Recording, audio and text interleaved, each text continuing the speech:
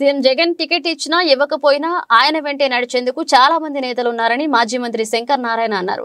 అనంతపురం జిల్లా వైఎస్ఆర్ కాంగ్రెస్ పార్టీ కార్యాలయం మీడియాతో మాట్లాడుతూ సీఎం జగన్ తనకు అనంతపురం పార్లమెంట్ టికెట్ చెప్పారు.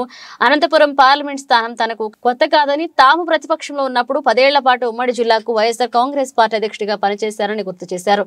తనకు అన్ని నియోజకవర్గాల నేతలతో మంచి పరిచయాలు ఉన్నాయని, ఖచ్చితంగా అనంతపురం పార్లమెంట్ స్థానాన్ని గెలిపించుకుని సీఎం జగన్ కు గిఫ్ట్ గా ఇస్తామని చెప్పారు. రాష్ట్రంలో 25 ఎంపీ స్థానాలను కూడా వైఎస్ఆర్ కాంగ్రెస్ పార్టీ కైవసం చేసుకుంటుందని స్పష్టం చేశారు. పార్టీలో కొంతమంది నాయకులు టికెట్ రాలేదన్న ఆవేదనతో మాట్లాడుతున్నప్పటికీ ప్రజలు ముఖ్యమైన నాయకులంతా సీఎం జగన్ వెంట ఉన్నారని ఆయన స్పష్టం చేశారు. మరి ఈ రోజు ముఖ్యంగా నన్ను ఈ నెల 2వ తారీఖు అనంతరం పార్లమెంట్ వైఎస్ఆర్ కాంగ్రెస్ పార్టీ అభ్యర్థిగా జగనన్న ప్రకటించిన తర్వాత మరి ఈరోజు అనుకోకుండా ఇక్కడికి రావడం జరిగింది. పార్టీ కార్యాలయానికి గౌరవ ముఖ్యమంత్రి వైఎస్ జగన్మోహన్ రెడ్డి గారు ఏ బాధ్యతలు అయితే నా మీద ఉంచాడో ఆ బాధ్యతలన్నీ కూడా నేను సక్రమంగా నెరవేరుస్తానని, కార్యకర్తలకు, నాయకులకు, ప్రజలకు అందరికీ అందుబాటులో ఉంటూ వైఎస్ఆర్ కాంగ్రెస్ పార్టీకి మంచి పేరు తీసుకొస్తానని ఈ సందర్భంగా తెలియజేసుకుంటూ, మరి రాష్ట్రంలో ఉన్నటువంటి 175 అసెంబ్లీ నియోజకవర్గాలు, అలాగే 25 పార్లమెంటు స్థానాలు గెలవాలనేది జగనన్న లక్ష్యం. ఆ లక్ష్యం దిశగా మేమందరం కూడా వైఎస్ఆర్ కాంగ్రెస్ పార్టీ శ్రేణులందరూ కూడా పనిచేస్తాం.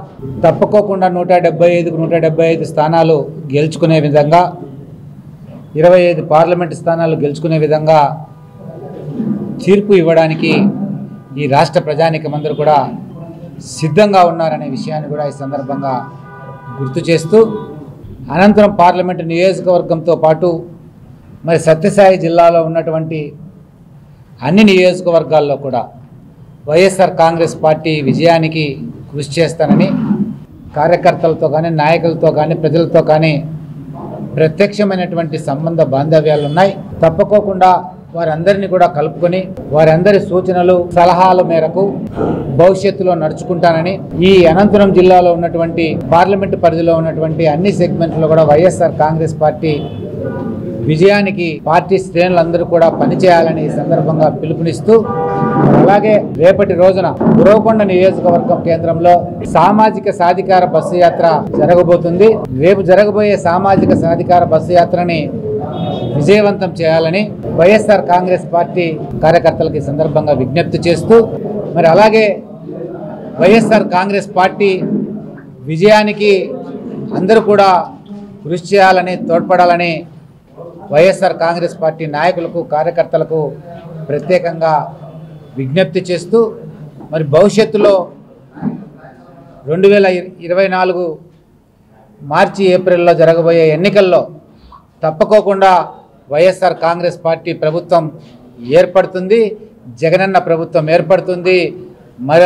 మరో 5 ఏళ్ల పాటు ఈ రాష్ట్రం సంక్షేమ రాష్ట్రంగా, ఈ రాష్ట్రం అన్ని రంగాలలో కూడా అభివృద్ధి చెందేదానికి అవకాశం ఉంటుందని కూడా ఈ సందర్భంగా తెలియజేసుకుంటూ, మనమందరం కూడా కలిసికట్టుగా పనిచేసి అనంతరం పార్లమెంటు పరిధిలో ఉన్నటువంటి 7 నియోజకవర్గాలను కూడా అత్యధిక మెజార్టీతో గెలిపించుకొని, అలాగే అనంతరం పార్లమెంటు లోక్సభ అభ్యర్థి అయినటువంటి నన్ను కూడా మీ అందరూ కూడా మంచి మెజార్టీతో గెలిపించాలని ప్రార్థిస్తూ సెలవు తీసుకుంటాం.